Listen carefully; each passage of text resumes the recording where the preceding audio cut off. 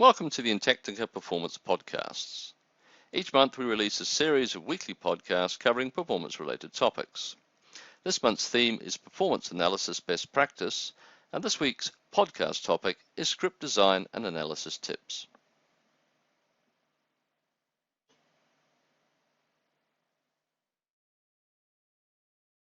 Best Practice Script Design, an essential for effective analysis.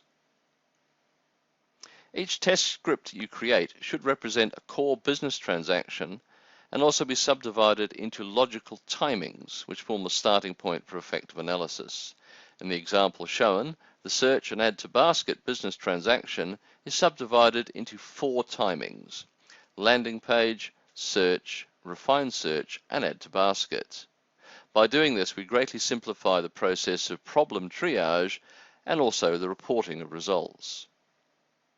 Make sure that your script and timing naming convention is meaningful to the client or business and to yourself. Ensure that the script coverage of core functionality is as complete as possible. Create any new scripts that are required and update any that may require maintenance.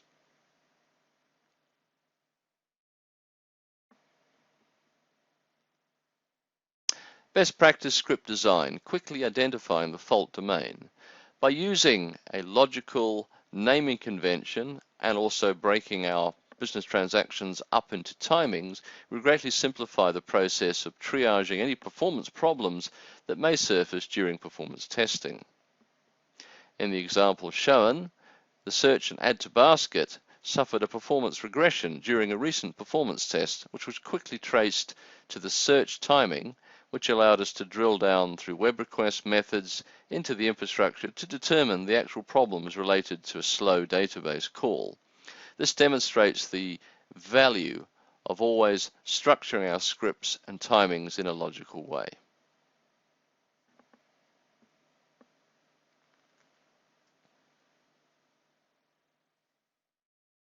Best practice script design, clarity of reporting. Good script design simplifies the presentation of results. Make sure you always present your results in a clear, consistent format as per the example. Consider adopting RAG analysis for demonstrating performance improvement and regression. And when comparing performance data, it is important to consider the actual delta change rather than just the percentage.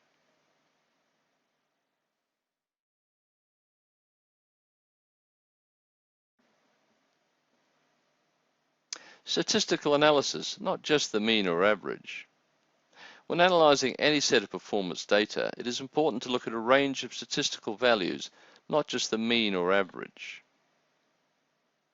If you focus only on the average, then you risk overlooking the following: the symptoms of performance defects or application errors, intermittent performance, poor performance impacting end users, then the impact of perhaps unexpected background tasks on application performance.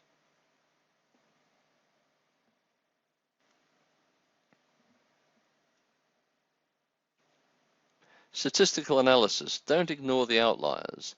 In the example shown, we have average response time plotted by the blue line, and as can be seen, it's relatively linear.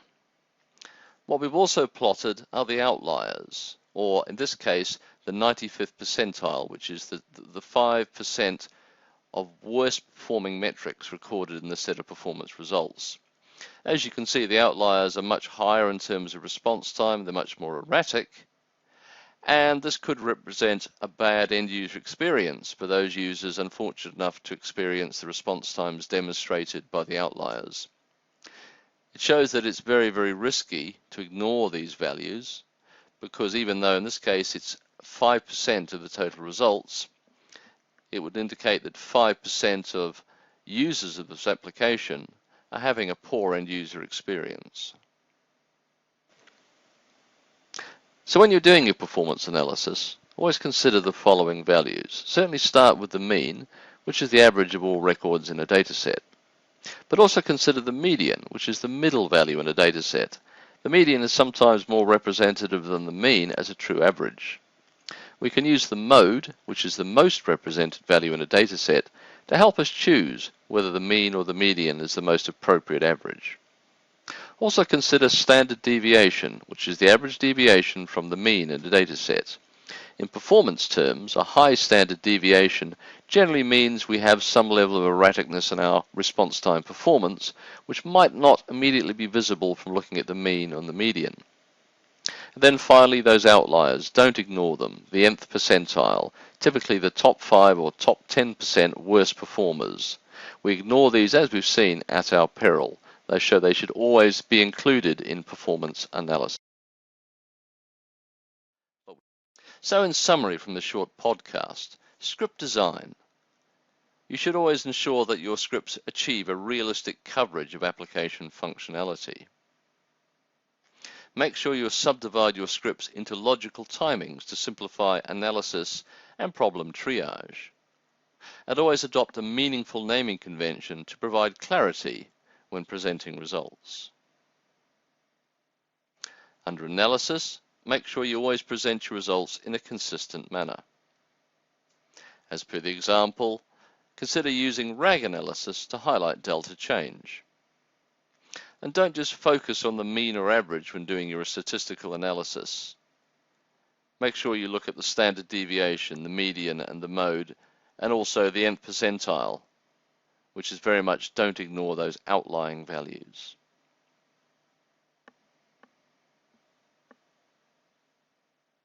Well, that brings this short podcast to a close. I'd like to thank you for your time.